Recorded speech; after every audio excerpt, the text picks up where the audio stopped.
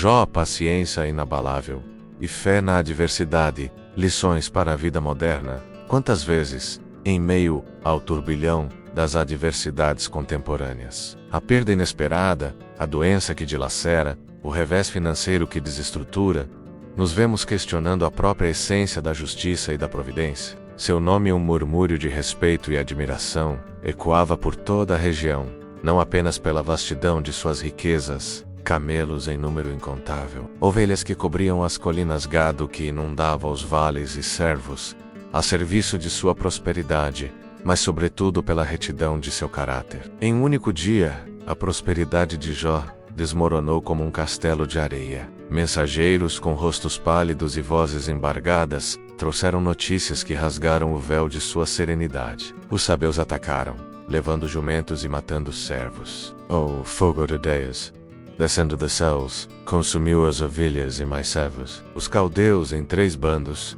saquearam os camelos e assassinaram os que restaram. E a derradeira e mais cruel das notícias, um vento impetuoso do deserto, em sua fúria cega, derrubou a casa onde seus filhos e filhas festejavam, ceifando todas as suas jovens vidas. Mas a compaixão logo cedeu lugar à teologia. Em sua tentativa de entender o inexplicável, eles atribuíram o sofrimento de Jó a algum pecado oculto, a uma falha em sua retidão. Começaram a discursar, com eloquência e convicção, sobre a justiça divina, sobre como Deus retribui a cada um segundo suas obras, insinuando que tamanho sofrimento só poderia ser o resultado de uma transgressão grave. Em instantes, Jó, o homem abençoado, viu-se despojado de tudo, em um abismo de perdas que poucos mortais poderiam suportar. Jó era um homem íntegro, temente a Deus, que se afastava do mal, com a mesma diligência com que cultivava a virtude. Rasgou suas vestes,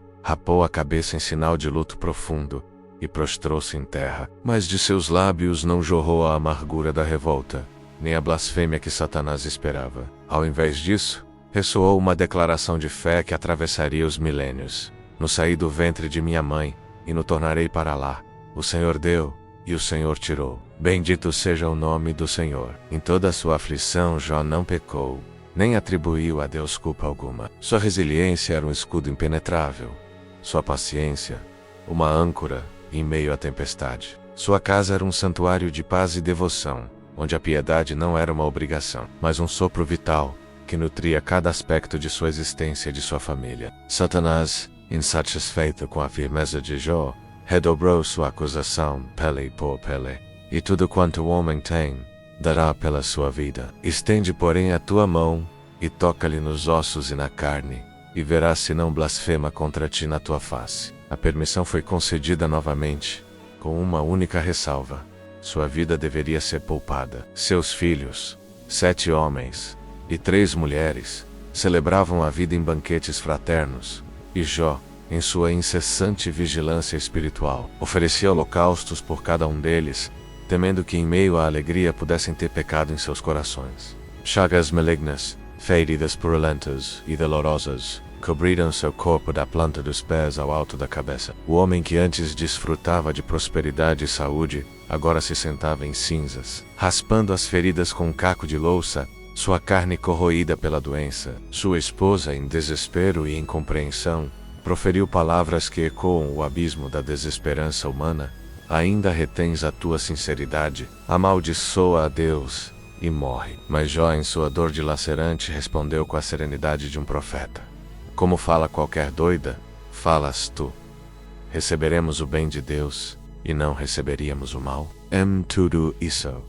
Mesmo na profundidade de seu sofrimento físico e emocional, Jó não pecou com seus lábios. Era a personificação de uma vida abençoada, um testemunho vivo da recompensa divina para aqueles que andam em seus caminhos. Nesse labirinto de angústias ecoa a milenar história de um homem cuja paciência transcendeu os limites da compreensão humana, um farol de resiliência que através dos séculos continua a iluminar os caminhos daqueles que ousam enfrentar o infortúnio com inabalável esperança. O tempo, em sua incessante marcha, não raro nos lança em abismos de incerteza, onde a dor se metamorfoseia em interrogações lancinantes e a fé tateia em busca de alento. no remoto solo de onde as caravanas de mercadores cruzavam a poeira dourada do deserto, e os rebanhos pastavam sob um céu imenso, vivia Jó, no reino celeste, onde os seres angélicos se apresentavam diante do trono. Satanás, o acusador, também se fez presente. Com o veneno da inveja e da malícia, questionou a integridade de Jó, insinuando que sua devoção era apenas um produto de sua prosperidade, uma barganha velada pela qual Deus o cercava de bens e proteção. Porventura Jó teme a Deus debalde? Não o cercaste tu de bênçãos a ele, e a sua casa e a tudo quanto tem? A obra de suas mãos abençoaste, e os seus bens se multiplicam na terra. Mas estende a tua mão, e toca-lhe em tudo quanto tem, e verás se não blasfema contra ti na tua face. Mas o universo em seus desígnios insondáveis, por vezes permite que a escuridão teste a pureza da luz. A permissão foi concedida não como um abandono, mas como um teste supremo da fé. A dor, uma navalha gélida, perfurou sua alma. Mas o desafio não havia terminado. E assim, uma aflição ainda maior se abateu sobre Jó. Seus 3 amigos, Elifaz, Bildade e Zofar, vieram de longe para consolá-lo, compartilhando de sua dor em um silêncio eloquente de 7 dias e 7 noites, sentados ao seu lado nas cinzas. Jó, em meio à sua dor e à incompreensão de seus amigos, debatia-se. Seus discursos eram um lamento profundo, uma tentativa de justificar-se diante de homens que insistiam em sua culpa, e um clamor a Deus por respostas. Não com explicações diretas sobre as razões do sofrimento de Jó, mas com uma série de perguntas retóricas que revelam a majestade e a onipotência divinas. Onde estava Jó quando os fundamentos da terra foram lançados? A paciência não foi a ausência de dor, mas a capacidade de suportá-la sem perder a fé. E então, a restauração é um eco da verdade atemporal, de que a fé não é testada na bonança, mas na tempestade. Ela nos convida a uma reflexão profunda.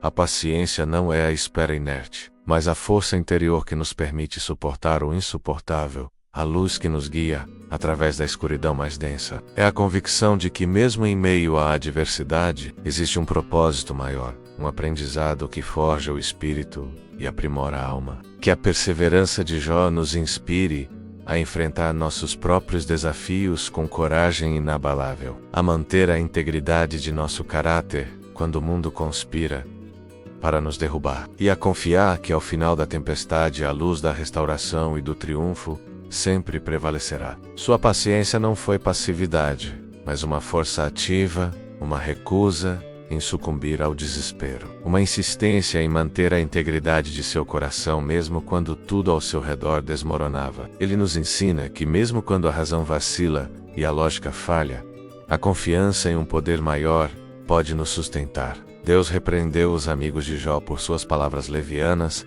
e por sua interpretação equivocada da justiça divina, exigindo que Jó intercedesse por eles. E quando Jó orou por seus amigos, o Senhor mudou a sua sorte. Curta este conteúdo, compartilhe com aqueles que precisam de uma dose de esperança e se inscreva em nosso canal para que possamos continuar explorando as verdades eternas que moldam a experiência humana. A prosperidade de Jó foi restaurada em dobro. Novos rebanhos, camelos, jumentos e gado em abundância, e mais 7 filhos e 3 filhas, cujas belezas eram incomparáveis em toda a terra. E Jó viveu 140 anos depois de tudo isso, vendo seus filhos, e os filhos de seus filhos, até a 4ª geração, morrendo velho e farto de dias. Ele conhecia as leis que governam os oceanos, as estrelas, a vida selvagem, a grandiosidade da criação, a complexidade da ordem natural, a incompreensibilidade dos desígnios divinos. Tudo isso é revelado, não para humilhar Jó, mas para mostrar a pequenez da compreensão humana diante da vastidão do Criador. Deus não se justifica perante o homem, mas revela sua soberania. Ele ansiava por um julgamento justo, por uma explicação para o tormento que o consumia. Não entendia por que um Deus justo o afligia de tal maneira, e sua alma clamava por um confronto, por uma chance de apresentar sua causa. A paciência de Jó não era uma resignação passiva, mas uma resistência ativa, uma perseverança obstinada em manter sua integridade. Diante de acusações infundadas e de um silêncio divino que parecia ensurdecedor, a narrativa atinge seu clímax quando finalmente, do meio de um redemoinho, a voz do Senhor se manifesta. Jó, Em sua humildade e reverência, reconhece sua insignificância diante de tal magnificência. Porventura não é verdade que falei do que não entendia.